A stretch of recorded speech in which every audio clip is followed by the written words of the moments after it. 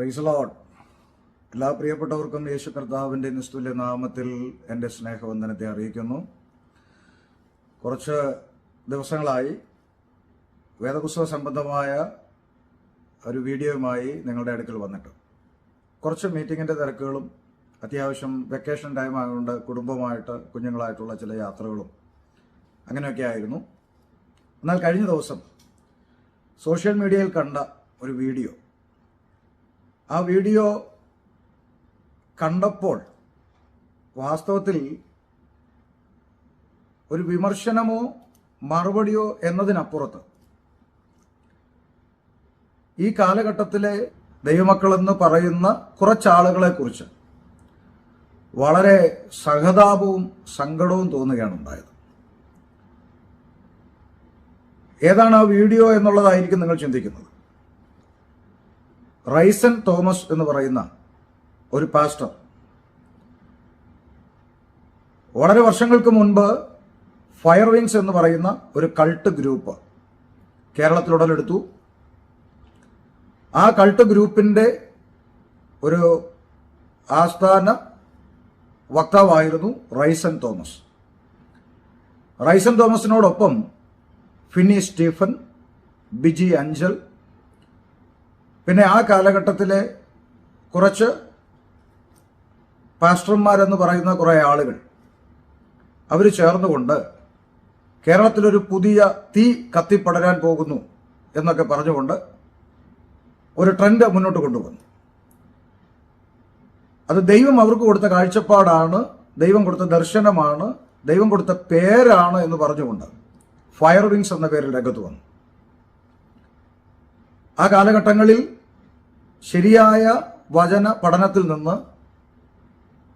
ഒരു കൂട്ടം ജനത്തെ നന്നായി തെറ്റിച്ചുകൊണ്ടു പോകുവാൻ, നരകത്തിലെ തീയുടെ വക്താക്കളാക്കി അവരെ മാറ്റുവാൻ അത്യാവശ്യം നന്നായി ഈ കൾട്ട് ഗ്രൂപ്പിന് കഴിഞ്ഞു എന്നുള്ളത് ഒരു സത്യം തന്നെയാണ്. അങ്ങനെ ശക്തമായി ഇത് കേരളക്കരയിൽ മുന്നോട്ട് പോവുകയും വളരെ ഏറെ ആളുകൾ വഞ്ചിക്കപ്പെടുകയും ചെയ്ത സാഹചര്യത്തിൽ ഒരുപക്ഷെ അനേക ദൈവമക്കളുടെ പ്രാർത്ഥന കൊണ്ടാകാം 2015 ഈ ഫയർ വിങ്സ് എന്ന് പറയുന്ന കൾട്ട് ഗ്രൂപ്പിൽ വളരെ ആക്റ്റീവായി നിന്ന കൊട്ടാരക്കരക്കാരനായ ഒരാളുടെ ഭാര്യ ആത്മഹത്യ ചെയ്തത് നിമിത്തം അതുമായി ബന്ധപ്പെട്ട് ഈ കള്ളപ്രവാചകന്മാരുടെ പലവിധമാകുന്ന ദുരുപദേശങ്ങൾ രംഗത്ത് വരികയും ഈ ഫയർ വിങ്സ് എന്ന് പറയുന്ന ഈ കൾട്ട് ഗ്രൂപ്പ് 2015 ഏതാണ്ട് കെട്ടടങ്ങിപ്പോയ ഒരു വസ്തുതയാണ്. ആ കാലഘട്ടത്തിലെ പല വീഡിയോകളും സാമൂഹ്യ മാധ്യമങ്ങളിൽ വളരെ വൈറലായിരുന്നു. ഈ ഫയർ വിങ്സിലെ ഫിന്നി സ്റ്റീഫൻ എന്ന് പറയുന്ന ആള് ആത്മാവ് കയറിയിട്ട് ഒരു കസേര എടുത്ത് എറിയാൻ നിൽക്കുന്നതും, ഇവർക്ക് ചുറ്റും കിടന്ന ആളുകൾ കറങ്ങുന്നതും, ആത്മാവ് മൂത്തിട്ട് ഡെസ്കിന്റെ മുകളിൽ കയറുന്നതും, ജനലെ പിടിച്ചു തൂങ്ങുന്നതും, അങ്ങനെ എന്തൊക്കെയോ കുറെ വിക്രിയകൾ, പ്രസംഗിക്കുന്ന പ്രസംഗപീഠം എടുത്തുകൊണ്ട് പിടിച്ചോ എന്ന് പറഞ്ഞു വരുന്ന രംഗങ്ങള്, അതിന്റെ കൂടെ പ്രസംഗിക്കുന്ന വചന വിരുദ്ധമായ ദുരുപദേശങ്ങൾ, ഇതൊക്കെ വളരെ ട്രെൻഡിംഗ് ആയി വൈറലായി ആളുകളിൽ എത്തുകയും ജനങ്ങൾ യാഥാർത്ഥ്യം മനസ്സിലാക്കി ഈ ഫയർ വിങ്സ് എന്ന് പറയുന്ന കൾട്ട് ഗ്രൂപ്പിനെ തിരിച്ചറിഞ്ഞ് ഒഴിവാക്കി ഏകദേശം അത് ഒന്ന് കെട്ടടങ്ങി പോവുകയും ചെയ്തതാണ്. ആ കാലഘട്ടത്ത് ഫയർ വിങ്സ് എന്ന് പറയുന്ന ഗ്രൂപ്പിൽ പെട്ടുപോയ ഒരാളായിരുന്നു പാസ്റ്റർ റെജി ശാസ്താംകോട്ട. എന്നാൽ ഈ ഫയർ വിങ്സിന്റെ അകത്തെ ഇത്തരം വിക്രിയകൾ പുറത്തു വന്ന് ജനം ഇത് മനസ്സിലാക്കി തുടങ്ങിയ ആ ഒരു കാലഘട്ടത്തിന് മുമ്പ് അദ്ദേഹം യാഥാർത്ഥ്യം മനസ്സിലാക്കുകയും എനിക്ക് ഫയർ വിങ്സുമായിട്ടൊരു ബന്ധവുമില്ലെന്ന് പരസ്യമായി പ്രഖ്യാപിക്കുകയും അദ്ദേഹം തന്നെ ഏൽപ്പിച്ച ശുശ്രൂഷകളിൽ തുടർന്നു പോവുകയും ചെയ്തു. ഇന്നും ആ ഒരു നിലയിൽ അദ്ദേഹം ശുശ്രൂഷയുമായി മുന്നോട്ട് പോകും. എന്നാൽ ഈ ചിതറിപ്പോയ ഈ കൾട്ട് പ്രസ്ഥാനത്തിലെ പല ആളുകളെയും പിന്നീട് കേരളത്തിൽ അങ്ങനെ ഇങ്ങനെ കാണാതായിരുന്ന ഒരു സാഹചര്യത്തിൽ അതിന്റെ പ്രധാനപ്പെട്ട ആളായിരുന്ന ഒരാളായ റൈസൻ തോമസ് സ്വന്തമായ ഒരു മിനിസ്ട്രിയുമായി രംഗത്ത് വന്നു. ഇൻ ക്രൈസ്റ്റ് എന്ന പേരിൽ ഒരു മൂവ്മെന്റുമായി കൊല്ലം ജില്ലയിൽ തന്നെ അദ്ദേഹം ഒരു പ്രാർത്ഥന സംവിധാനം തുടങ്ങി. അദ്ദേഹത്തിന്റെ ആ വീക്ഷണത്തിൽ കൂടി അത് മുന്നോട്ട് കൊണ്ടുപോയി. എന്നാൽ ഇൻ ക്രൈസ്റ്റ് എന്ന് പറയുന്ന ഈ പ്രവർത്തനത്തിന്റെ ആദ്യകാലങ്ങളിലെ വീഡിയോകൾ ശ്രദ്ധിക്കുമ്പോൾ ഫയർ വിങ്സിൽ ഉണ്ടായിരുന്ന ആ ഒരു ചീറ്റലും ബഹളവും ഒക്കെ ഒന്ന് അവസാനിപ്പിച്ചിട്ട് ശരിയായ നിലയിലുള്ള ഒരു വചന പഠനത്തിലേക്ക് അദ്ദേഹം വന്നുവോ എന്ന് നമുക്ക് തോന്നുന്ന നിലയിലായിരുന്നു ആദ്യകാലങ്ങളിലെ പോക്ക്. എന്നാൽ ഈ ദിവസം എത്തി നിൽക്കുമ്പോൾ ആ തൻ്റെ ഉള്ളിൽ ഉണ്ടായിരുന്ന ആ ഫയർ വിങ്സ് എന്ന് പറയുന്ന ദുരാത്മ വ്യാപാരം അത് അണഞ്ഞു പോയിട്ടില്ല എന്നുള്ളത് വെളിവാക്കുന്ന ഒരു വീഡിയോ ആണ് ഈ ദിവസങ്ങളിലായി ഫേസ്ബുക്കിലും സോഷ്യൽ മീഡിയയിലെല്ലാം വളരെ വൈറലായിക്കൊണ്ടിരിക്കുന്നത്. നമുക്ക് പ്രാരംഭത്തിൽ ആ വീഡിയോ ഒന്ന് കാണാം. പക്ഷെ ഒന്നുകൂടെ പറയാൻ ആഗ്രഹിക്കുന്നു. One more time I want to share it. ആത്മനദിയെ കുറിച്ച് പ്രസംഗിക്കുക. As I was preaching about the river of the Spirit, നദിയെ കുറിച്ച് പ്രസംഗിച്ചു വരുമ്പോൾ as I was coming along preaching, എന്റെ വാക്ക് കേൾക്കുകയാണ്. I heard a word. Don't stop. നിർത്തരുത്. Don't stop. നിർത്തരുത്. Don't stop. അടുത്ത ആഴ്ച നീ വേറൊരു കാര്യം പ്രസംഗിക്കും. Next week you must preach something else. എന്താ കർത്താവേ? What is it, ഒരു Lord? വാക്ക് കേൾക്കുന്നു. I heard a word. Liquid fire. Liquid fire.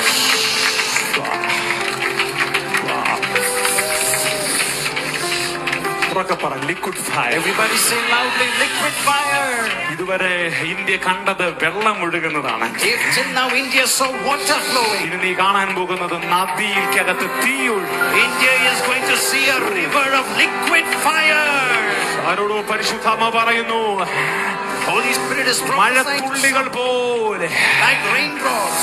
അഗ്നികൾ നിന്റെ മേൽ വീഴുന്ന ദിവസങ്ങളാണ്. Fire is going to fall upon you. ഇന്ന് രാത്രിയിലും അത് സംഭവിക്കും. ഇന്ന് രാത്രിയിലും Tonight it's going to happen. നീ മഴ പെയ്യുന്നതേ കണ്ടിട്ടുള്ളൂ. You have only seen rain falling. പക്ഷെ പരിശുദ്ധാത്മ പറയുന്നു, But the Holy Spirit is saying നിന്റെ മേൽ തീ പെയ്യുന്ന you സമയങ്ങളാണ്. are going to see fire falling on you. ഉറക്കെ പറഞ്ഞ ലിക്വിഡ് ഫയർ. Liquid fire.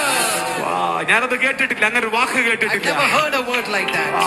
ഇന്ന് രാത്രി ഇത് ആ ദൂത് ചിലരോട് പറയാൻ പറയും. This night the Lord is telling me to tell നിന്റെ someone. ശുശ്രൂഷയിൽ ഇത് അനുഭവിക്കാൻ Your പോവുകയാണ്. ministry, you're going to experience this.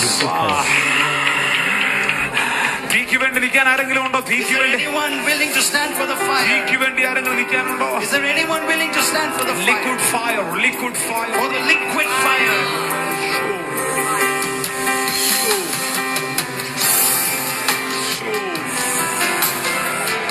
അഗ്നി നാവുകൾ പെയ്തിറങ്ങുന്നത്, Just like tongues of fire. മാളിക മുറിക്കകത്ത് പെയ്തിറങ്ങി Just അഗ്നി like നാവുകൾ tongues of fire came in the upper room. ഇന്ന് ബാംഗ്ലൂരിന്റെ ആത്മമണ്ഡലത്തിൽ പെയ്യട്ടെ. Let it fall in the atmosphere of Bangalore. തീ കത്തുന്നു, തീ കത്തുന്നു. Fire വിടരുത്. is burning. ആരും കാണാൻ നിൽക്കല്ലേ. Don't stand to watch. നിങ്ങൾ കാണാൻ നിൽക്കല്ലേ. Don't പ്രാർത്ഥിച്ച്. stand to watch. Pray. എന്തോ ഹെവിയായത് ഇവിടെ സംഭവിക്കുന്നു. Something heavy is taking ആത്മാവിൽ place. പ്രാർത്ഥിച്ചു. കേട്ടല്ലോ, ലിക്വിഡ് ഫയർ. ലിക്വിഡ് ഫയർ എന്ന് പറയുന്ന പുതിയൊരു ഐറ്റമായിട്ടാണ് ഇറങ്ങിയിരിക്കുന്നത്. പുള്ളി തന്നെ പറയുന്നുണ്ട്, ഞാൻ ഈ പേര് എവിടെയും കേട്ടിട്ടില്ല ഇതുവരെ, ലിക്വിഡ് ഫയർ എന്ന് കേട്ടിട്ടില്ല. ശരിയാ, ഞാനും അങ്ങനെ കേട്ടിട്ടില്ല. പക്ഷെ ഞാനൊന്ന് ഗൂഗിളിലൊക്കെ കയറി ഒന്ന് തപ്പി നോക്കി. കാരണം ബൈബിളിൽ ഇല്ലല്ലോ. ഇവറ്റകളുടെ ഇത്തരത്തിലുള്ള ഈ നിർമ്മിത കഥകളൊന്നും വേദപുസ്തകമായിട്ട് ബന്ധമില്ലല്ലോ. അപ്പം ഞാനും ഗൂഗിളിൽ കയറി ഒന്ന് നോക്കിയപ്പോൾ എനിക്ക് കിട്ടിയത് ഇതാണ്. ഇത് ടോയ്ലറ്റ് ക്ലീൻ ചെയ്യുന്ന ഒരു സംഗതിയാണ് ലിക്വിഡ് ഫയർ. അപ്പോൾ അതാണ് നമുക്ക് ആമസോണിലൊക്കെ വാങ്ങാൻ കിട്ടുന്ന ഒരു സാധനമാണ് ലിക്വിഡ് ഫയർ. അത്രേ ഉള്ളൂ. അല്ലാതെ ഇതിന് വേദപുസ്തകമായിട്ട് യാതൊരു ബന്ധമില്ല. അപ്പം ലിക്വിഡ് ഫയർ എന്ന് പറഞ്ഞുകൊണ്ട് അത് പ്രാപിച്ചോ തീ കത്തുന്നു എന്ന് പറഞ്ഞുകൊണ്ട് ഒരു കൂട്ടം ആളുകൾ ഇയാളുടെ മേലോട്ട് കവിന്ന് വീഴുക. എനിക്കിത് കണ്ടപ്പോൾ വളരെ സങ്കടം തോന്നിയത്, ഇത് നടക്കുന്നത് ബാംഗ്ലൂർ എന്ന് പറയുന്ന പട്ടണത്തിലാണ്. നമുക്കറിയാം, ബാംഗ്ലൂരിൽ അത്യാവശ്യം നല്ല വിദ്യാഭ്യാസമുള്ള കുഞ്ഞുങ്ങളാണ്, IT മേഖലകളുള്ളതാണ്, വളരെ നല്ല എഡ്യൂക്കേറ്റഡ് ആയിട്ടുള്ള ആളുകളുള്ള സ്ഥലമാണ്. അങ്ങനെയുള്ള ഒരു സ്ഥലത്ത് ഈ വീഡിയോയിൽ കണ്ട ചെറുപ്പക്കാരെ നിങ്ങൾ കണ്ടല്ലോ. ഇത്രയധികം ചെറുപ്പക്കാരെ ദൈവവചനവുമായി യാതൊരു ബന്ധവുമില്ലാത്ത ഇത്തരം നിർമ്മിത കഥകൾ പറഞ്ഞുകൊണ്ട് ഈ ചെറുപ്പക്കാരെ വെറും വിഡ്ഢികളാക്കുന്ന ഈ വീഡിയോ കണ്ടപ്പോൾ സത്യത്തിൽ വളരെ സങ്കടമാണ് തോന്നിയത്. കാലഘട്ടങ്ങൾ ഇത്ര മാറിയിട്ടും ദൈവവചനത്തിന്റെ യാഥാർത്ഥ്യങ്ങൾ അനേക ദൈവദാസന്മാരിലൂടെ സോഷ്യൽ മീഡിയകൾ വഴി ഇന്നും സത്യമായ ഉപദേശങ്ങൾ, ഇത്തരത്തിലുള്ള കൾട്ടുകളെ തിരിച്ചറിയാനുള്ള എത്രയോ സന്ദേശങ്ങൾ ഇന്ന് വ്യാപകമായി നിലവിലുണ്ടായിട്ടും ഇതൊന്നും വേണ്ട.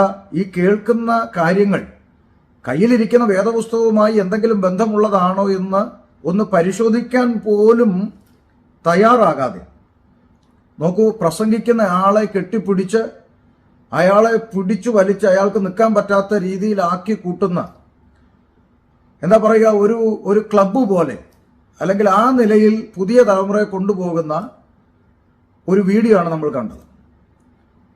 ഈ വീഡിയോ ബാംഗ്ലൂരിലെ ഒരു ആരാധനയിൽ, ഉപവാസ പ്രാർത്ഥനയിൽ റൈസൺ തോമസിന്റെ നേതൃത്വത്തിൽ നടന്ന ശുശ്രൂഷയിൽ സംഭവിച്ചതാണ്. എന്നാൽ ഇത് കണ്ടപ്പോൾ എനിക്ക് ഓർമ്മ വന്നൊരു വേദഭാഗം നിങ്ങളുടെ മുമ്പിൽ വെച്ചുകൊണ്ട് നമുക്ക് ഈ വീഡിയോയെ കുറിച്ചൊന്ന് പരിശോധിക്കാം.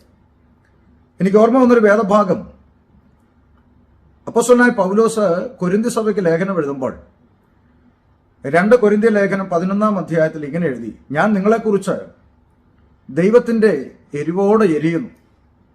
അപ്പോസ്തലനായ പൗലോസ്ലീഹ പറയുകയാണ് നിങ്ങളെക്കുറിച്ച്. ആരാണ് നിങ്ങൾ? കൊരിന്ത്യ സഭയിലെ വിശ്വാസികളായ വിശുദ്ധന്മാരെ കുറിച്ച്, വീണ്ടെടുക്കപ്പെട്ട ദൈവ കുഞ്ഞുങ്ങളെക്കുറിച്ച്, രക്ഷിക്കപ്പെട്ട ദൈവമക്കളെക്കുറിച്ച് പൗലോസിന്റെ ഉള്ളിൽ ഒരു എരിവുണ്ടാവുകയാണ്. അതിന്റെ കാരണം അദ്ദേഹം താഴേക്ക് ഇങ്ങനെയാ പറഞ്ഞത്: ഞാൻ ക്രിസ്തു എന്ന ഏക പുരുഷന്, ശ്രദ്ധിക്കുക, ഞാൻ ക്രിസ്തു എന്ന ഏക പുരുഷന് നിങ്ങളെ നിർമ്മല കന്യകയായി ഏൽപ്പിപ്പാൻ വിവാഹ നിശ്ചയം ചെയ്തിരിക്കുന്നു. കർത്താവായ യേശുക്രിസ്തു എന്ന മണവാളന് വേളി കഴിക്കാനുള്ള മണവാട്ടിയായി ആലങ്കാരികമായ ഭാഷയിൽ നിശ്ചയം ചെയ്യപ്പെട്ട, പരിശുദ്ധാത്മാവിനാൽ അച്ചാരം നൽകി മുദ്രയിടപ്പെട്ട ദൈവസഭ ക്രിസ്തു എന്ന ഏക പുരുഷനുള്ളതാണ് എന്ന് അദ്ദേഹം പറയുന്നു.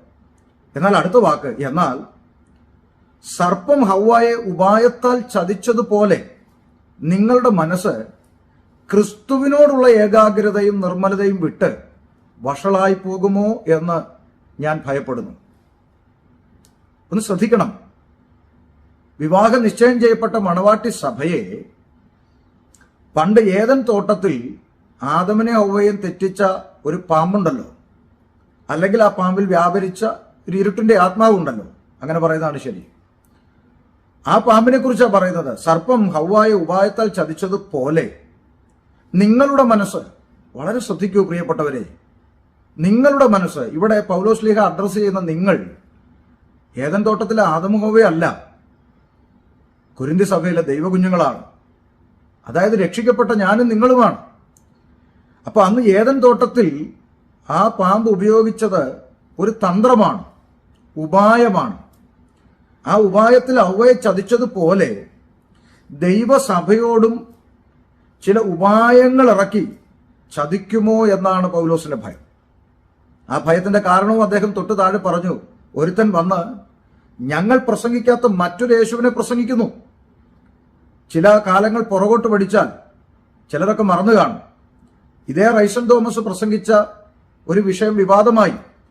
യേശുവും ക്രിസ്തുവും രണ്ടും രണ്ടാണ് എന്ന് പ്രസംഗിച്ചു. മറ്റൊരു യേശുവിനെ പ്രസംഗിക്കുന്നു.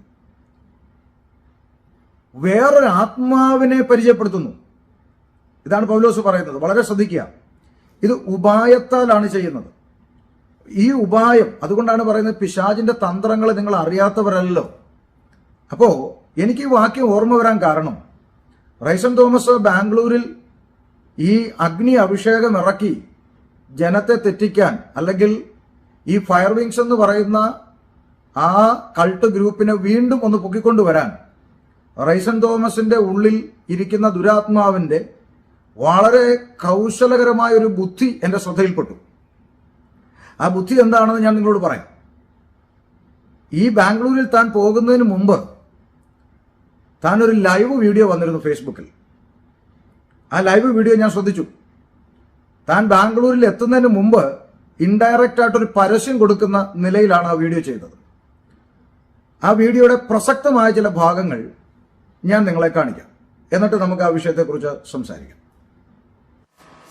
Shiataba katala shantala riante diashu Shaba katimar shantala riantala raba shantala rabashi tiante Matholo shimantia ko boshantaliato brashantalara Utiash maitelia kataba shantala raba Shaitia kabra shantabala rabosh miantala raba Shantimal Korea Tiant Halba.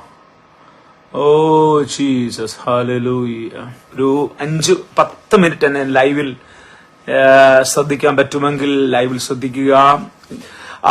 കേരളത്തിൽ വാര്യാപുരം യോനാച്ചാൻ എന്ന് പറയുന്ന ഒരു ദൈവ മനുഷ്യൻ വർഷങ്ങൾക്ക് പുറകിൽ പ്രവചിച്ച ഒരു ദൂതുണ്ട്. ആ ദൂത് ഇങ്ങനെയാണ്: തെക്ക് നിന്നും വരുന്ന ഒരു തീ വടക്ക് നിന്നും വരുന്ന ഒരു വാളിനെ വിഴുങ്ങിക്കളയും. ഞാൻ ഈ ദൂത് പറഞ്ഞുകൊണ്ടിരിക്കുമ്പോൾ ഈ ലൈവിൽ കണ്ടുകൊണ്ടിരിക്കുന്ന പലരുടെ മേലും ഒരു അഗ്നി അഭിഷേകത്തിന്റെ അസാധാരണ പകർച്ചകൾ പരിശുദ്ധാത്മാവ് പകരാൻ പോകുകയാണ്. ഞാൻ ഈ ലൈവ് ഒത്തിരി നേരം തുടരത്തില്ല. കാര്യം ബാംഗ്ലൂരിലെ മീറ്റിംഗിനെ കുറിച്ച് ഒരു അപ്ഡേഷൻ മാത്രം തന്നിട്ട് ഞാൻ ഇരിക്കുവാൻ വേണ്ടി.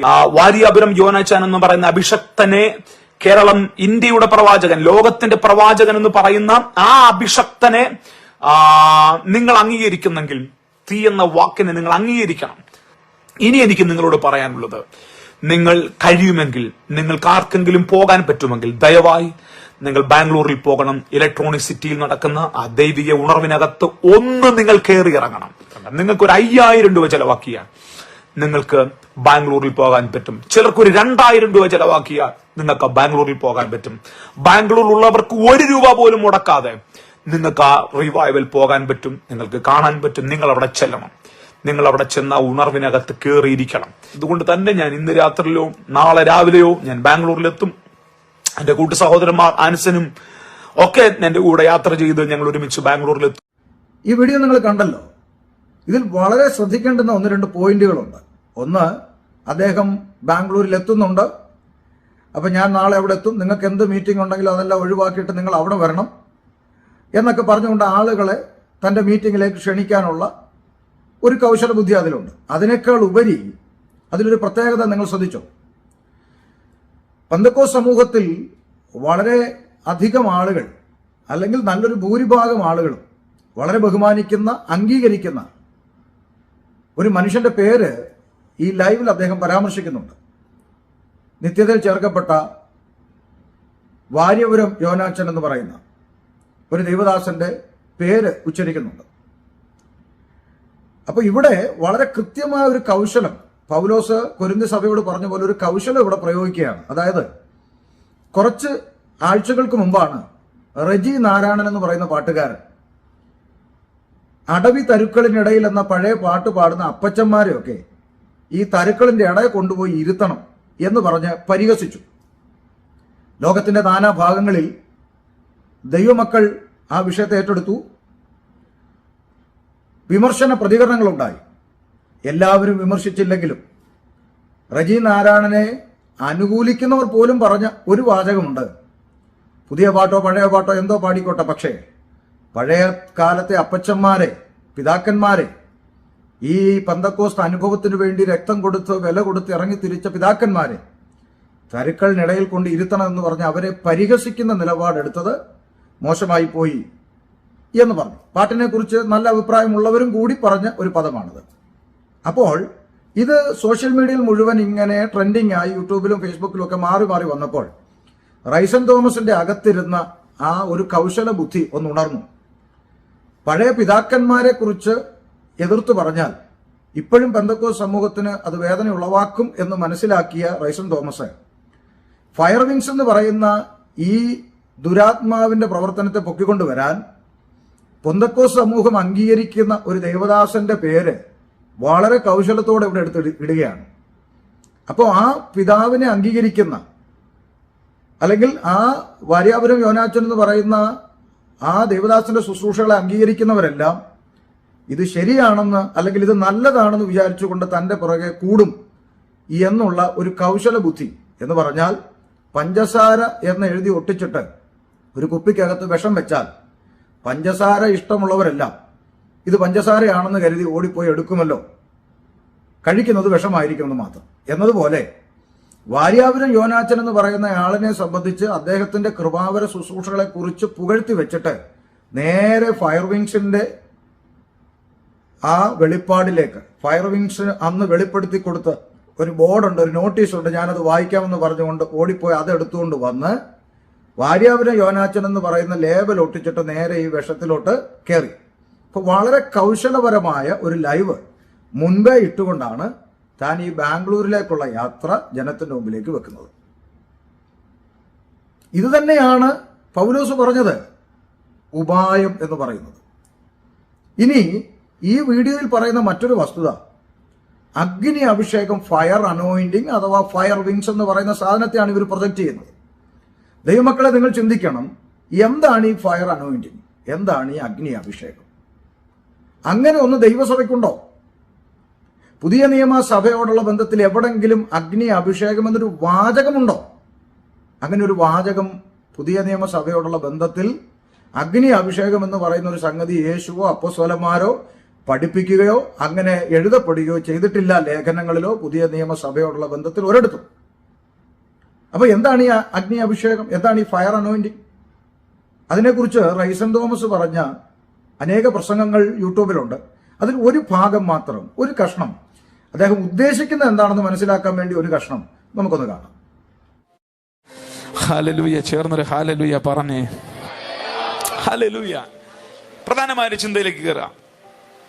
ഈ ഫയർ അനോയിന്റിങ് എന്നൊരു സംഭവം ഉണ്ടോ? ലൈനോട് പറഞ്ഞു, ഉണ്ടെങ്കിൽ എന്താണത്? എന്താ ഈ ഫയർ അനോയിന്റിങ്? നമ്മൾ ആളുകളെ കുറെ കൂടെ പറയാൻ, അവൻ ഫയറായി, അവൾ ഫയറായി. ലേവ്യ പുസ്തകം 6, 7, 8, 9, 10 ഈ 5 അധ്യായങ്ങളിൽ ഈ 5 അധ്യായങ്ങളിൽ തീയുമായിട്ട് ഡീൽ ചെയ്യുന്ന അധ്യായങ്ങളാണ്. കഴിഞ്ഞ ദിവസം ഞങ്ങളുടെ വീട്ടിലെ സ്വിച്ച് ബോർഡിന് തീ പിടിച്ചു. സ്വിച്ച് ബോർഡിന് ഞങ്ങൾ ആരുമില്ലായിരുന്നു, മമ്മി മാത്രമുള്ളപ്പോൾ ഞങ്ങളുടെ വീട്ടിലെ മോട്ടറിന്റെ സ്വിച്ച് ബോർഡിന് തീ പിടിച്ചു. തീ പിടിച്ച കണ്ട മമ്മി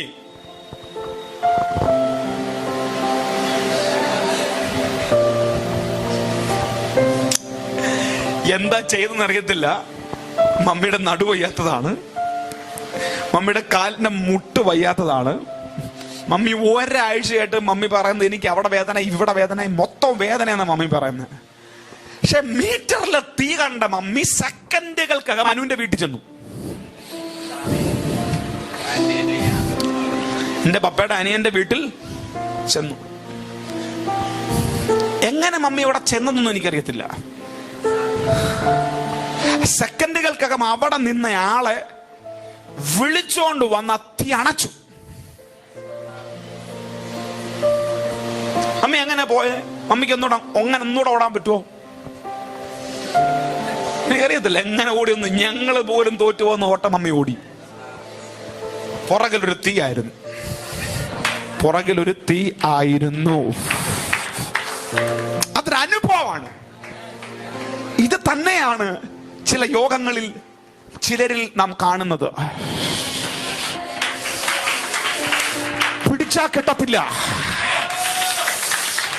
എനിക്കറിയത്തില്ല. ഇന്ന് രാവിലെ ഞാൻ ഈ ദൂത് തുടങ്ങുമ്പോ, ഈ ദൂതിനെ തുറക്കുമ്പോൾ എനിക്കറിയാം അത് തന്നെയാണ് ഞാൻ പലരിലും കണ്ടിട്ടുള്ളത്. കണ്ടല്ലോ. അപ്പോ അദ്ദേഹം ഉദ്ദേശിക്കുന്ന ഫയർ അനോയിന്റിങ് എന്ന് പറയുന്നത് നേരെ പഴയ നിയമത്തിൽ ലേവ്യ പുസ്തകത്തിൽ കാണുന്ന തീ കൊണ്ടുള്ള ഡീലിങ്സ് ആണ്. എന്റെ പ്രിയപ്പെട്ടവരെ, നിങ്ങൾ ബൈബിൾ വായിക്കുന്നവരാണെങ്കിൽ നിങ്ങൾ മനസ്സിലാക്കൂ, പഴയ നിയമത്തിൽ വെളിപ്പെട്ട തീകളെല്ലാം അക്ഷരീകമായ തീയായിരുന്നു.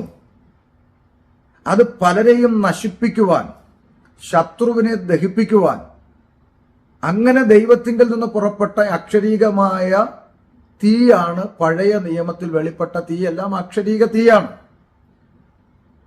പുതിയ നിയമസഭയിൽ അക്ഷരീകമായൊരു തീ ദൈവസഭയോടുള്ള ബന്ധത്തിൽ ഒരിടത്തും ഇറങ്ങുന്നതായി വേദപുസ്തകം പറയുന്നില്ലെന്ന് മാത്രമല്ല, അന്ത്യകാലത്ത് അല്ലെങ്കിൽ അവസാന കാലത്ത് ഇന്ന് കാണുന്ന ഈ ആകാശവും ഭൂമിയും തീയ്ക്കായി സൂക്ഷിച്ചിരിക്കുന്നു, ന്യായവിധിക്കായി സൂക്ഷിച്ചിരിക്കുന്നു എന്നാണ് പത്രോസിന്റെ ലേഖനത്തിൽ നമുക്ക് വ്യക്തമായി കാണാൻ കഴിയുന്നത്.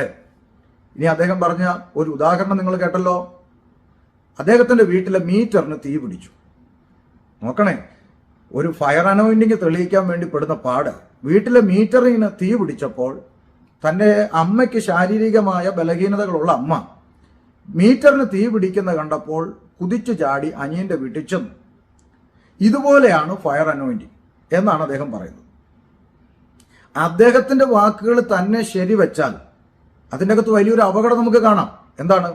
നമുക്ക് വേണ്ടപ്പെട്ടത് എന്തെങ്കിലും നഷ്ടപ്പെടാൻ തുടങ്ങുമ്പോൾ, അതായത് അദ്ദേഹത്തിന്റെ വീട്ടിലെ വേണ്ടപ്പെട്ട മീറ്റർ തീ പിടിച്ച് നശിക്കാൻ പോകുന്നത് കണ്ടപ്പോൾ വെപ്രാളപ്പെട്ട ആ അമ്മ തന്റെ ശാരീരികമായ ബലഹീനത നോക്കാതെ സഹായത്തിന് വേണ്ടി ഓടി അലച്ച് മറ്റുള്ളവരോട് ഓടിച്ചെന്ന് നിലവിളിച്ചു. ഈ സാധനത്തെയാണ് ഫയർ അനോയിന്റിങ് എങ്കിൽ ഇവര് പറയുന്ന ഈ ഫയർ അനോയിന്റിങ് നിമിത്തം നമ്മുടെ വീട്ടിൽ നമുക്ക് വേണ്ടപ്പെട്ടത് എന്തെങ്കിലുമൊക്കെ നഷ്ടപ്പെട്ട് എന്തെങ്കിലുമൊക്കെ നശിച്ചു പോകുന്ന വെപ്രാളം കൊണ്ട് ആളുകൾ നെടുമ്പാട് അങ്ങോട്ടും ഇങ്ങോട്ടും ഓടുന്നതിനാണോ ഇവർ പറയുന്ന ഈ അഗ്നി അഭിഷേകം? അങ്ങനെയാണെങ്കിൽ ശരിയാണ്, കാരണം നഷ്ടങ്ങൾ ഉണ്ടാക്കുന്നതാണത്. അപ്പൊ ഇതും മനസ്സിലാക്കാനുള്ള സാമാന്യ ബോധം ഈ കേട്ടുകൊണ്ടിരിക്കുന്ന ജനത്തിന് ഇല്ല എന്ന് പറയുന്നത് സങ്കടകരമായ ഒരു കാര്യമാണ്.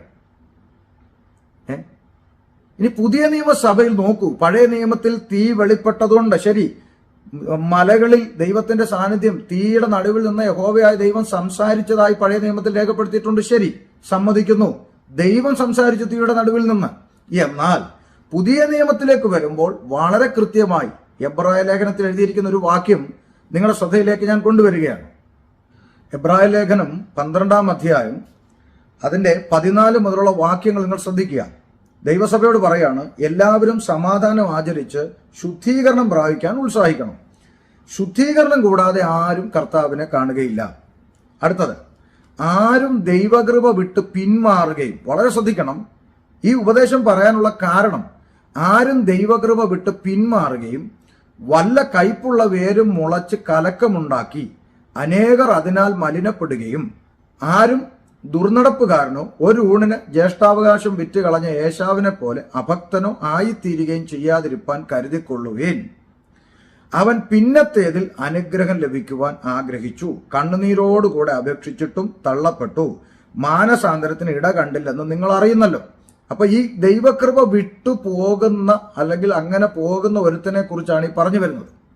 അങ്ങനെ പോയാൽ ഉണ്ടാകുന്ന ബുദ്ധിമുട്ടുകളെ കുറിച്ച് പറഞ്ഞു വന്നിട്ട് അടുത്ത വാക്ക് ശ്രദ്ധയോടെ കേൾക്കുക. 12:18 സ്ഥൂലമായതും തീ കത്തുന്നതുമായ, ശ്രദ്ധിക്കൂ, സ്ഥൂലമായതും തീ കത്തുന്നതുമായ പർവ്വതത്തിനും, പഴയ നിയമത്തിലെ കാര്യമാണ്, മേഘതമസ്, കൂരിരുട്ട്, കൊടുങ്കാറ്റ്, കാഹളനാദം, വാക്കുകളുടെ ശബ്ദം എന്നിവയ്ക്കും അടുക്കലല്ലോ നിങ്ങൾ വന്നിരിക്കുന്നത്.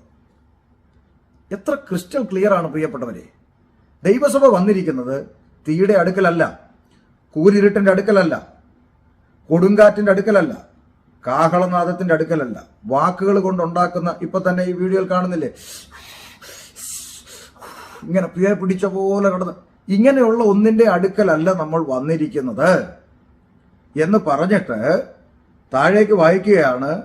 പിന്നെയോ സിയോൻ പർവ്വതത്തിനും ജീവനുള്ള ദൈവത്തിന്റെ നഗരമായ സ്വർഗീയ യെരൂശലേമിനും അനേകായിരം ദൂതന്മാരുടെ സർവ്വസംഘത്തിനും സ്വർഗത്തിൽ പേരെഴുതിയിരിക്കുന്ന ആദ്യജാതന്മാരുടെ സഭയ്ക്കും എല്ലാവരുടെയും ദൈവമായ ന്യായാധിപതിക്കും സിദ്ധന്മാരായ നീതിമാന്മാരുടെ ആത്മാക്കൾക്കും പുതിയ നിയമത്തിന്റെ മധ്യസ്ഥനായ യേശുവിനും ഹാബെലിന്റെ രക്തത്തെക്കാൾ ഗുണകരമായി സംസാരിക്കുന്ന പുണ്യാഹ രക്തത്തിനും അടുക്കലത്രേ നിങ്ങൾ വന്നിരിക്കുന്നത്. നമ്മൾ വന്നിരിക്കുന്നത് എവിടാണെന്നും എവിടെ അല്ലെന്നും ഈ അധ്യായത്തിൽ 12-ാം അധ്യായം 18 മുതൽ വളരെ കൃത്യമായിട്ടുണ്ട്. പക്ഷെ ഇന്ന് ആദ്യം പറഞ്ഞ കാറ്റഗറിയാണ് ഈ ഫയർ വിങ്സിന് ഇഷ്ടം എന്ന് പറഞ്ഞാൽ അല്പം ഇരുട്ട് വേണം, മിന്നിത്തിളങ്ങുന്ന DJ പോലുള്ള ലൈറ്റ് സെറ്റിംഗ് വേണം, മേഘതമസ് പോലെ അല്പം ഇരുട്ട്, കൂരിരുട്ട്, പിന്നെ കൊടുങ്കാറ്റ്, പിന്നെ കാഹളനാദം പോലെ വലിയ ശബ്ദം, ഇങ്ങനെയുള്ള കാര്യങ്ങളൊക്കെ വെച്ചിട്ട് തീ തീ തീ തീ എന്ന് പറയുന്നു. ഈ എബ്രായ ലേഖനത്തിൽ പറയുന്ന ആ കാറ്റഗറി തന്നെയാണ് ഫയർ വിങ്സ്. നോക്കൂ പ്രിയപ്പെട്ടവരെ, ഇത് വളരെ കൃത്യമായി ദൈവസഭയുള്ള ബന്ധത്തിൽ എഴുതി വെച്ചിട്ട് ഇത് എന്തുകൊണ്ട് മനസ്സിലാക്കാതെ പോകുന്നു? അല്ലെങ്കിൽ ഇയാളെ കെട്ടിപ്പിടിച്ചുകൊണ്ട് ഈ തുള്ളി മറിയുന്ന ഈ യുവാക്കളെ കാണുമ്പോൾ, അല്ലെങ്കിൽ അവർക്കൊന്നും മാതാപിതാക്കളില്ലേ? ദൈവവചനത്തെക്കുറിച്ച് മനസ്സിലാക്കാനും ഈ കുഞ്ഞുങ്ങളോട് ഇതൊക്കെ തെറ്റാണ്, ഇതിന്റെ പുറകെ പോകരുതെന്ന് പറഞ്ഞു കൊടുക്കാനുള്ള വിവേകമുള്ള മാതാപിതാക്കളില്ലേ എന്ന് ഓർക്കുമ്പോൾ സങ്കടം തോന്നുകയാണ്.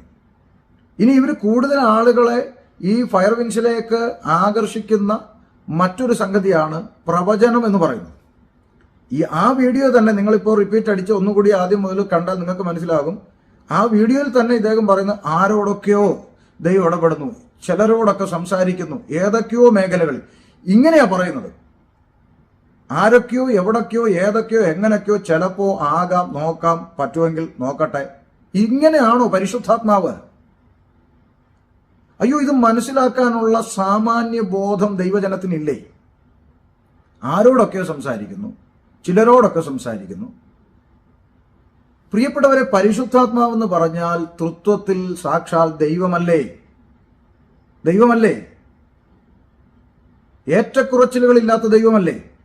ദൈവത്തിന് എവിടെയാണ് ഈ നോക്കാം, നോക്കട്ടെ, ആരൊക്കെയോ ചിലത് എപ്പോഴൊക്കെയോ കറക്കി കുത്തുക, എവിടെങ്കിലും പോയി കൊള്ളട്ടെ? ഇത് മനസ്സിലാക്കാനുള്ള സാമാന്യ ബോധം നമ്മുടെ ആളുകൾക്കില്ല. ഈ വീഡിയോ ഫേസ്ബുക്കിൽ വന്നപ്പോൾ അതിനടിയിൽ ഇടുക്കിയിലുള്ള ഒരു സഹോദരൻ എഴുതിയ ഒരു അനുഭവം ഞാൻ നിങ്ങളെ ഇപ്പോൾ കാണിക്കുന്നുണ്ട്. സൈഡിൽ നിങ്ങൾക്ക് കാണാം. അദ്ദേഹം എഴുതിയിരിക്കുന്നത്, ഈ റൈസൻ തോമസ് അദ്ദേഹത്തിന്റെ ചർച്ചിൽ ചെന്ന്, അദ്ദേഹത്തിന്റെ പപ്പ ശുശ്രൂഷനായിരിക്കുന്ന ചർച്ചിൽ ചെന്ന് ഇതേപോലെ പ്രസംഗിച്ച് മറിച്ചിട്ട് ഭക്ഷണം കഴിച്ചിട്ട് കൈ തുടയ്ക്കാൻ ടവല് കൊടുത്തപ്പോൾ അദ്ദേഹം എഴുതിയിരിക്കുന്ന അനുഭവം. ഇതൊരു ഫേക്ക് ഐഡി അല്ല. അദ്ദേഹത്തിന്റെ പേര് നിങ്ങൾക്കത് വായിച്ചാൽ മനസ്സിലാകും. ഫേസ്ബുക്കിൽ അദ്ദേഹം ഉണ്ട്. അദ്ദേഹം പറയുകയാണ്, കൈ തുടയ്ക്കാൻ ടവല് കൊടുത്തപ്പോൾ അദ്ദേഹത്തിന്റെ ചുണ്ടത്ത് നോക്കിയിട്ട്, ചുണ്ടത്ത് അല്പം കളർ കുറവായതുകൊണ്ട് ചോദിച്ചു, നീ വീടി വലിക്കുമല്ലോ എന്ന് ചോദിച്ചിട്ട് ഒരു പ്രവചനം പറഞ്ഞ് ചീറ്റിപ്പോയ കഥ അദ്ദേഹം എഴുതിയിട്ടുണ്ട്. ഞാൻ ശുശ്രൂഷയ്ക്കായി ചില വർഷങ്ങൾക്ക് മുമ്പ് UK പോയപ്പോൾ ഇതേ മഹാൻ UK അവിടെ ചെന്നിട്ട് ക്യാൻസർ വന്നിട്ടുള്ള ഒരു രോഗിയോട്, ദൈവം നിന്നെ സൗഖ്യമാക്കിയിരിക്കുകയാണ്, നിനക്ക് വിശ്വാസമുണ്ട്, ഇനി ട്രീറ്റ്മെന്റിന് പോകരുത് എന്ന് പറഞ്ഞ് അവരുടെ ട്രീറ്റ്മെന്റ് മുടക്കിയിട്ട് ഒടുവിൽ അവര് നിത്യതയിൽ ചേർക്കപ്പെട്ടു എന്നുള്ള അനുഭവങ്ങൾ അവിടെ ചെന്നപ്പോൾ പറഞ്ഞത്. ഞാൻ അവിടെ ചെന്നപ്പോൾ എന്നോട് ആ ഫാമിലിയിൽ ഉൾപ്പെട്ട ആളുകൾ പറഞ്ഞതുണ്ട്. ഇങ്ങനെ ഓരോരുത്തരും മുന്നോട്ട് വന്ന് പറയാൻ തയ്യാറായാൽ ഇവർ ഈ കറക്കി കുത്തിയ ദൂതുകൾ നിമിത്തം എന്തെല്ലാം നഷ്ടങ്ങൾ ആളുകൾക്കുണ്ടായി. ഈ പ്രവചനങ്ങൾ ദൈവം പറഞ്ഞതാണെന്ന് വിശ്വസിച്ചിട്ട് എത്ര കുടുംബങ്ങൾക്കകത്ത് ഭിന്നത ഉണ്ടായത്, ബന്ധങ്ങൾ നശിച്ചു പോയത്, എന്തെല്ലാം ദുരന്തങ്ങളുണ്ടായ അനുഭവങ്ങളുണ്ട് എന്ന് എത്ര കണ്ടിട്ടും കേട്ടിട്ടും പഠിക്കാത്ത ജനങ്ങളെ ഓർത്ത് എന്താ പറയുക? ഈ കൊട്ടാരക്കരയിലുള്ള ബിനോയ് കൊട്ടാരക്കര എന്ന് പറയുന്ന ആ പാസ്റ്ററുടെ ഭാര്യ സൂയിസൈഡ് ചെയ്തു, മരണപ്പെട്ടു. അതിനുശേഷം അതിനോട് ബന്ധപ്പെട്ട പല വിവാദങ്ങൾ ഉണ്ടായപ്പോൾ ആ പെൺകുട്ടിയുടെ വീട്ടുകാർ പറഞ്ഞ ചില വാക്കുകൾ അന്ന് സോഷ്യൽ മീഡിയയിൽ വന്നിരുന്നു. ഈ കല്യാണാലോചന നടത്താൻ ഇത് ദൈവത്തിന്റെ ആത്മാവിനാൽ സംഭവിക്കുന്നതാണ്, ഇത് നടത്തണമെന്ന് ആ വീട്ടുകാരോട് ദൂത് പറഞ്ഞ മഹാൻ ഇദ്ദേഹമായിരുന്നെന്നാ പറഞ്ഞു. ഇങ്ങനെ വായി തോന്നുന്നതെല്ലാം വിളിച്ചു പറഞ്ഞിട്ട് ഇതൊക്കെയാണ് പ്രവചനമെന്നാണോ നിങ്ങൾ മനസ്സിലാക്കുന്നത്? ദൈവത്തിൽ നിന്നുള്ള പ്രവചനം എന്താണെന്നും ദൈവത്താൽ അയക്കപ്പെടാത്തവൻ എങ്ങനെ പ്രവചിക്കുമെന്നും വളരെ കൃത്യമായി എഴുതി വെച്ചിട്ടുണ്ട്. നിങ്ങൾ വേദപുസ്തകം തുറന്ന് വായിക്കൂ. ദൈവത്തിന്റെ ഇഷ്ടമില്ലാതെ നടക്കുന്നവനോട് സമാധാനമെന്നും സ്വന്തം ശാഠ്യബുദ്ധിക്ക് അനുസരിച്ച് ജീവിക്കുന്നവനോട് നിങ്ങൾക്ക് ഒരു ദോഷവും വരത്തില്ല, ദൈവം മാനിക്കാൻ പോവാണ്, കത്തിക്കാൻ പോവാണ്, ഫയർ എന്ന് പറയും. എന്നാൽ ദൈവത്തിന്റെ ആത്മാവ് ആയിരുന്നെങ്കിൽ എന്ത് പറയും? ഓരോരുത്തനോട് അവന്റെ അകൃത്യങ്ങളെക്കുറിച്ച് വെളിപ്പെടുത്തി, അവന്റെ കുറവുകളെ വെളിപ്പെടുത്തി, അവനെ ആകാത്ത വഴിയിൽ നിന്നും അവന്റെ പ്രവൃത്തികളുടെ ദോഷത്തിൽ നിന്നും അവനെ ദൈവത്തിങ്കലേക്ക് തിരിപ്പിക്കും. അതാണ് ദൈവത്തിന്റെ പ്രവാചകൻ. പുതിയ നിയമസഭയിൽ പ്രവചന ശുശ്രൂഷ എന്ന് പറയുന്നത് ഒരു വ്യക്തിയെ ലോകത്തോട് അടുപ്പിക്കുന്നതല്ല. ലൗകികമായത് പ്രവചിക്കുന്ന കള്ളപ്രവാചകന്മാരെ കുറിച്ച് യോഹന്നാന്റെ ലേഖനത്തിൽ എഴുതിയിരിക്കുന്നു. അവർ ലോകക്കാരാകയാൽ ലൗകികമായത് പ്രവചിക്കുന്നു. കാറ് കിട്ടും, വീട് കിട്ടും, ലോറി കിട്ടും, ഇവിടെ കിട്ടുന്ന ലൗകികമായി കിട്ടുന്നതെല്ലാം അവർ പ്രവചിക്കുന്നു. കാരണം അവർ കള്ളപ്രവാചകന്മാരാണ്. എന്നിട്ട് ലേഖനത്തിൽ എഴുതിയിരിക്കുകയാണ്, ഞങ്ങൾ ദൈവത്തിൽ നിന്നുള്ളവരാകയാൽ ദൈവത്തിന്റെ വാക്ക് സംസാരിക്കുന്നു, ദൈവത്തിൽ നിന്ന് ജനിച്ചവർ ഞങ്ങളുടെ വാക്ക് കേൾക്കുന്നു. അപ്പൊ ദൈവത്താൽ അയക്കപ്പെട്ട പ്രവാചകന്മാര് നിങ്ങളുടെ ഭൗതിക സ്ഥിതിയോ അല്ലെങ്കിൽ ജീവിതത്തിൽ നാളെ നടക്കാൻ പോകുന്ന കാര്യങ്ങളോ പ്രവചിച്ചുകൊണ്ട് വരുന്നവരല്ല. പുതിയ നിയമസഭയെ സംബന്ധിച്ചിടത്തോളം പ്രവചന ശുശ്രൂഷ വളരെ കൃത്യമായി പഠിപ്പിക്കുന്നത് ഒരു വ്യക്തിയെ അദ്ദേഹത്തിന്റെ കുറവുകളെ വെളിപ്പെടുത്തി ആ വ്യക്തിയെ ദൈവത്തിങ്കിലേക്ക് അടുപ്പിക്കുക. നിങ്ങൾ പ്രാർത്ഥിക്കുക, നിങ്ങൾക്കറിയാത്ത ദൈവദാസനെ ദൈവം നിങ്ങളുടെ അടുക്കൽ അയച്ച് നിങ്ങളുടെ കുറവുകളെ വെളിപ്പെടുത്തി നിങ്ങളെ നിത്യതയോട് അടുപ്പിക്കുകയാണ് ചെയ്യുന്നത്. അല്ലാതെ TV കാണുന്ന പ്രവാചകന്മാരുടെ നമ്പർ കുത്തി വിളിച്ച് നിങ്ങൾ നാളെ നടക്കാൻ പോകുന്ന കാര്യം എന്താ, കോഴി മുട്ട ഇടുന്നില്ല, മുട്ട ഇടുവോ, ഇത് ചോദിക്കുന്നതല്ല. ഞാനത് പറയുമ്പോൾ പെട്ടെന്ന് ഓർമ്മ വരുന്ന ഒരു ചെറിയ വീഡിയോ ഞാൻ നിങ്ങളെ ഒന്ന് കാണിക്കാം, ഒന്ന് കണ്ടു നോക്കൂ. ഓവർസീതായ സീസസ് തോമസ് സാർ അമേരിക്കയിൽ ചർച്ച കൊണ്ട് പാസ്റ്റർ ആയിരിക്കുമ്പോൾ മാസത്തിൽ 2 തവണ എന്നെ വിളിക്കും, ഫോണിക്കൂടെ പ്രാർത്ഥിക്കും, ദൂത് പറയും. അങ്ങനെ 2013 ഫെബ്രുവരി മാസത്തിൽ അദ്ദേഹത്തോട് പറഞ്ഞ ദൂതിന്റെ നിവർത്തിയാ താൻ ഓവർസിയർ ആയത്. ഈ പ്രാവശ്യം വീണ്ടും ഓവർസീറാകാൻ വേണ്ടി ഭരണം തുടരാൻ വേണ്ടി മത്സരിക്കാൻ ഒരുങ്ങിയപ്പോൾ ഞാൻ പറഞ്ഞു മത്സരിക്കരുത്, തോറ്റുപോകും. ഇല്ല, ഞാൻ ജയിക്കുമെന്ന്. തോറ്റു പോകും എന്ന് പറഞ്ഞു. തോറ്റും പോയി. ഹല്ലേലൂയ. പുള്ളി വലിയ പ്രതീക്ഷയിലായിരുന്നു, പക്ഷെ ജയിച്ചില്ല, തോറ്റുപോയി. ഇത് ഒരു പ്രവാചകനാണെന്നാണ് പറയുന്നത്. ഇദ്ദേഹം എന്താ പറയുന്നത്? ചർച്ച് ബോർഡിന്റെ ഓവർസിയർ ആയിരിക്കുന്ന സി തോമസ് എന്ന് പറയുന്ന ദേവദാസൻ ഇലക്ഷൻ നിൽക്കാൻ സമയമാകുമ്പം ഇയാളെ വിളിച്ചിട്ട് ചോദിക്കും, പ്രാർത്ഥിക്കും, ജയിക്കുമെന്ന്. അപ്പൊ ഇദ്ദേഹം ദൂത് പറഞ്ഞപ്പോൾ ജയിച്ചു. രണ്ടാമത് നിൽക്കരുന്ന് ഇദ്ദേഹം പറഞ്ഞു, കേട്ടില്ല, നിന്നു, തോറ്റു. നോക്കൂ, ഇങ്ങനെ ഒരാളുടെ വിളിച്ചിട്ട് ഞാൻ നിൽക്കണോ, ജയിക്കോ ജയിക്കത്തില്ലയോ എന്ന് പ്രവചനം കേൾപ്പിച്ചിട്ട് ആ പ്രവചനത്തിനനുസരിച്ച് ജീവിക്കുന്ന ആളാണ് സി തോമസ് എന്നൊന്നും ഞാൻ വിശ്വസിക്കുന്നില്ല. ഒരുപക്ഷെ ഇദ്ദേഹം പറയുന്നത് സത്യമാണെങ്കിൽ സി തോമസിനെ കുറിച്ച് ഓർത്ത് സഹതാപം തോന്നുന്നു. ഇനി അങ്ങനെ അല്ലെങ്കിൽ ഇയാൾ പറയുന്നത് കള്ളമാണെന്നൊരു പ്രസ്താവന ഇറക്കേണ്ടത് സി തോമസ് ആണ്. ഞാൻ ആ വിഷയത്തിലേക്ക് കടക്കുന്നില്ല. പക്ഷെ ഒരു കാര്യം നിങ്ങൾ മനസ്സിലാക്കണം, കൂട്ടുവേലക്കാരായിരിക്കുന്ന ദൈവദാസന്മാർക്ക് എതിരെ മത്സരിച്ച് അയാൾക്കെതിരെ പ്രസ്താവനകൾ ഇറക്കി അയാളെക്കാൾ മിടുക്കൻ ഞാനാണെന്ന് പറഞ്ഞുകൊണ്ട് ആ കസേരയ്ക്ക് വേണ്ടി അധികാരം പിടിക്കുന്നത് തന്നെ വചനവിരുദ്ധമാണ്. ആ വചനവിരുദ്ധമായ ഒരു കാര്യത്തിൽ ഏതാത്മാവാണ് ദൂത് പറയുന്നത്? ദൈവാത്മാവ് എങ്ങനെയാണ് ദൂത് പറയുന്നത്? ശരിക്കും ദൈവത്തിന്റെ ആത്മാവാണ് ഒരു ദൈവദാസനിലുള്ളതെങ്കിൽ ഒരു സ്ഥാനം വരുമ്പോൾ കർത്താവിന്റെ ആത്മാവ് പഠിപ്പിച്ചത് ഓരോരുത്തൻ മറ്റുള്ളവനെ തന്നേക്കാൾ ശ്രേഷ്ഠൻ എന്ന് എണ്ണിക്കൊള്ളട്ടെ എന്നാണ്. അങ്ങനെയാണെങ്കിൽ അദ്ദേഹം പറയും, ആ ദൈവദാസൻ എന്നേക്കാൾ ശ്രേഷ്ഠനാണ്, കഴിവുള്ളവനാണ്, അദ്ദേഹത്തെ ഏൽപ്പിക്കും, അദ്ദേഹം നോക്കിക്കോളും എന്ന് പറഞ്ഞ് വിഷയം വിടും. അല്ലാതെ അദ്ദേഹത്തെ തോപ്പിച്ച് എനിക്ക് ജയിക്കണമെന്ന് ചിന്തിക്കുന്നവന്റെ ഉള്ളിൽ ദൈവാത്മാവാണോ? അപ്പൊ ഇതൊന്നും മനസ്സിലാകുന്നില്ല. മറ്റുള്ളവനെ ശ്രേഷ്ഠനായ എന്ന് എണ്ണണം എന്ന് ഞാൻ പറഞ്ഞ വാക്ക് ചിലപ്പോൾ ചിലർ കമന്റ് ഇടും, എന്നിട്ട് പാസ്റ്റർ വിമർശിക്കുന്നുവെന്ന്. ദൈവദാസന്മാരെ ശ്രേഷ്ഠനെന്ന് എണ്ണേണ്ടത് ദുരുപദേശകന്മാരെ അല്ല. ദുരുപദേശകന്മാരോട് ഏത് നിലപാട് എടുക്കണമെന്നും അവരെ കുശലം പറയുപോലുമായിരുന്നെന്നും വീട്ടിൽ കയറ്റരുത് എന്നും ഒക്കെ കൃത്യമായി എഴുതി വെച്ചിട്ടുണ്ട്. അതുകൊണ്ട് ദുരുപദേശകരെ സഹോദര എന്ന് വിളിക്കണമെന്നും അങ്ങനെയുള്ള കമന്ററികളൊന്നും ആരുമായിട്ട് ഈ പറമ്പിലേക്ക് വരണ്ട, ശ്രദ്ധിക്കുക. അതുകൊണ്ട് ഇത്തരം കൾട്ടുകൾ, ഫയർ വിങ്സ് എന്ന് പറയുന്ന കൾട്ട് വീണ്ടും ഈ കേരളക്കരയിൽ അനേക ചെറുപ്പക്കാരെ നശിപ്പിക്കാൻ, അനേക ചെറുപ്പക്കാരെ അവിടെ ആത്മീയതയിൽ നിന്ന് തള്ളിയിടുവാൻ, നരകത്തിന്റെ അകത്ത് കത്തുന്ന കെടാത്ത തീയുടെ ഏജന്റുമാരാണ്, ഹോൾസെയിൽ ഡീലേഴ്സ് ആണ് ഇവരെന്ന് മനസ്സിലാക്കിയിട്ട് നിങ്ങളുടെ തലമുറകളെ നരകത്തിന് വിട്ടുകൊടുക്കാതെ, അഥവാ ഈ ഫയർ വിങ്സ് എന്ന് പറയുന്ന ഈ കള്ളക്കൂട്ടത്തിന് വിട്ടുകൊടുക്കാതെ മാതാപിതാക്കൾ ശ്രദ്ധിക്കുക. കേരളക്കരയിൽ അല്ലെങ്കിൽ ഇന്ത്യയിൽ ഈ നമ്മുടെ കുഞ്ഞുങ്ങളെ ക്യാമ്പസുകളിൽ നിന്നും മറ്റ് പഠനശാലകളിൽ നിന്നും ജോലി സ്ഥലങ്ങളിൽ നിന്നും ആളുകൾ പല രീതിയിൽ വശീകരിച്ച് അവരുടെ പിന്നാലെ കൊണ്ടുപോകുന്ന പല പ്രവർത്തനങ്ങൾ ഇവിടെ നടക്കുന്നുണ്ട്, ലവ് ജിഹാദ് പോലെ. അപ്പോൾ അത്തരം പ്രവർത്തനങ്ങൾ ആ തരത്തിലുള്ള മറ്റൊരു വേർഷനാണ് ഇവിടെ ഫയർ വിങ്സും ചെയ്തുകൊണ്ടിരിക്കുന്നത്.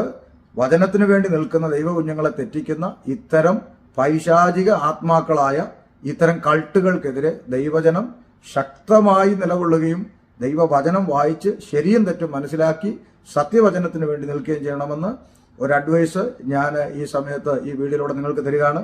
ഫയർ വിങ്സ് എന്ന് പറയുന്ന കൾട്ട് പ്രസ്ഥാനം കേരളക്കരയിൽ കത്തിപ്പിടിച്ചു നിന്ന സമയത്ത് ഞാനും എന്നെപ്പോലുള്ള സഹശുശ്രൂഷകന്മാരും അന്നും ഇവരുടെയൊക്കെ പേര് സഹിതം വേദികളിൽ പറഞ്ഞ് പ്രസംഗിച്ചു. ഇത് കൾട്ടാണ്, ഇത് തെറ്റാണെന്ന് പറഞ്ഞപ്പോൾ പെന്തക്കോസിന്റെ അകത്തുള്ള പാസ്റ്റർമാർ പോലും എന്നോട് പറഞ്ഞിട്ടുണ്ട്, നിങ്ങൾക്ക് കൃപയില്ലാത്തതുകൊണ്ട് അസൂയാണ്. ഓക്കെ, പക്ഷേ വചനം, സത്യവചനം യഥാർത്ഥമായി പ്രസംഗിച്ച ദൈവദാസന്മാർ ഇന്നും ഇവിടെ തന്നെ ഉണ്ട്. മുൻമഴ പിന്മഴ അഗ്നി ഫയർ തീയ് കത്തുന്നു എന്ന് പറഞ്ഞവരൊന്നും ഇന്ന് കളത്തിലില്ല. ഒരു കാര്യം മനസ്സിലാക്കുക, ദൈവവചനം യഥാർത്ഥമായി പ്രസംഗിക്കുന്നവരെല്ലാ കാലത്തും ഇവിടെ തന്നെ കാണും. ഇന്ന് അവരിൽ പലരും എന്നെ വിളിച്ചിട്ട് പറയുന്ന പാസ്റ്ററെ നിങ്ങൾ പറഞ്ഞതായിരുന്നു ശരിയെന്നാണ്. കാലം എത്ര കഴിഞ്ഞാലും ഷമീർ പാസ്റ്റർ പറഞ്ഞാലും പറഞ്ഞില്ലേലും ശരി ദൈവത്തിന്റെ വചനമാണ്.